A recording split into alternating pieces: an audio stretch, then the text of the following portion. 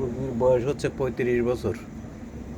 এই সাইডটা destroyed lung, এইটা নর্মাল আছে, ডান দিকেরটা নর্মাল আছে।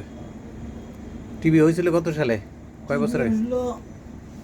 আমার মনে হয় যে 15 বছর বয়স। 15 বছর বয়সে তার টিবি হয়েছিল। টিবির ওষুধ খাইছিলেন কতদিন? খাইছিলাম, ঘুরি খাইছিলাম অনেক কয়বার। ঘুরে রেগুলার খাওয়ার নাই?